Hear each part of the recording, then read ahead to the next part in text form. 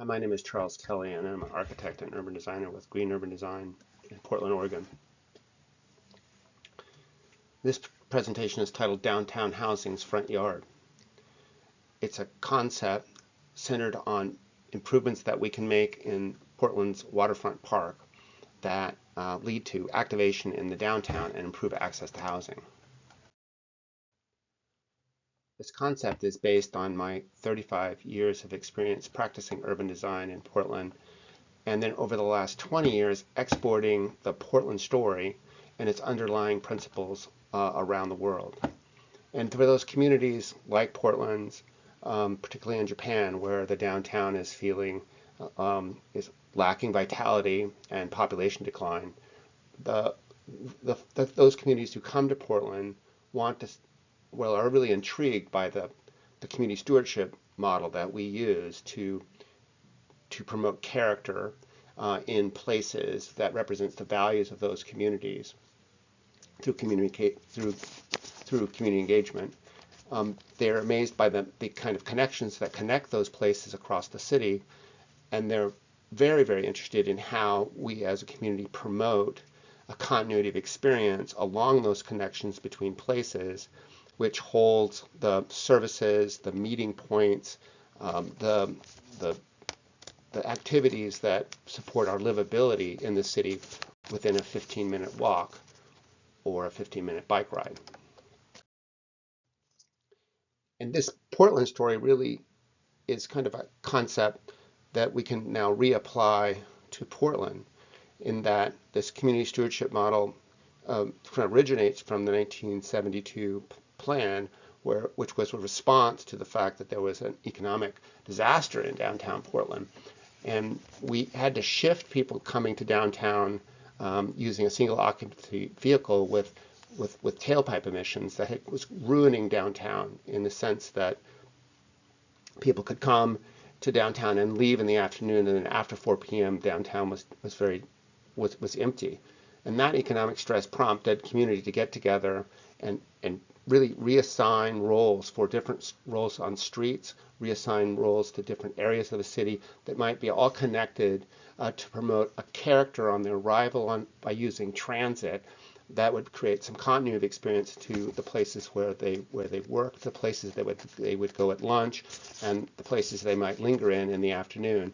And the community responded by making that the choice coming to town and really contributing to the vitality of the city.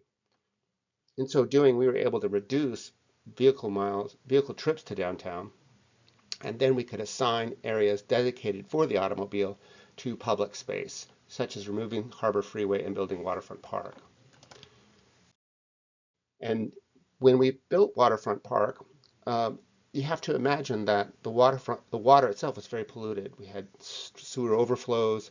We were kind of turning a shoulder to the water, building 30 feet up on a sort of above a seawall, and really because it was sort of a good idea to get away from the water. But now we have cleaned up the water based on downspout disconnects and other community activities in the watershed, and along with some improvements, that we've made the waterfront really swimmable. And it really changes our perspective when we think about how we can sort of think about the waterfront, how it can be changed, how it can improve contact to the water, improve contact to sort of the western areas of the city through downtown to activate it. Because the real trick here and opportunity is taking the vital housing districts in the west and their continuity, character, and connectivity with the downtown, and try and extend it through downtown to the waterfront, and not just to the waterfront, but also to an edge of downtown called the waterfront edge, which can be thought of simultaneously with the design of the waterfront as a place where you arrive and perch and meet people before you go into the waterfront. So really bringing that energy down to the waterfront. We understand the cultivated the character of the places that we have made in West End, Pearl, and Slabdown. Those things can be brought to bear, and at the same time, we should give ourselves the discretion to increase the range of housing that we provide downtown, everything from SROs to student housing and to maybe some elite employment and temporary resident spaces like they do in Amsterdam, specifically Zuko, which converted a commercial building into a co-working space that allows visitors to work cheek and jowl with people who are entrepreneurs in spaces that are communal and where the activity of generating innovation is key. And so we're really good at making north-south streets with a great deal of continuity in Portland.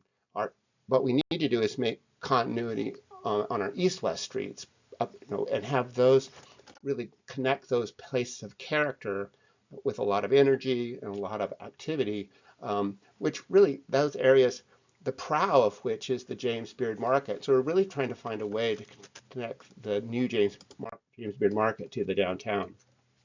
And when we think about the waterfront, as I mentioned, we can think about maybe having some showcase corridors where we create some continuity. We apply a little discretion. We stage events. We invite communities to down here seasonally and on a series of closed roads that really mark a place on the waterfront and a place in the west that would be good for housing, that could stimulate activity in our downtown area. So that waterfront edge could include street closures between buildings, have a stronger waterfront edge. It could have some covered areas, but by and large, it's a meetup point for some activities. And then we would maybe create some third-party entity that could really program the spaces between the buildings on some of the east-west streets to manage the activity there and to apply discretion where it's needed.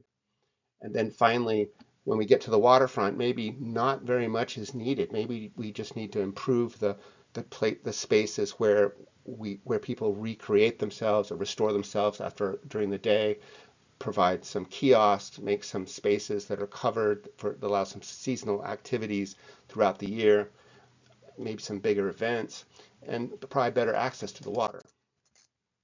Taken as a whole, this story that we can imagine for downtown that was told about the 1972 plan, perhaps we have a new plan that creates a story that we can retell in the future. And that story is one that really starts out with putting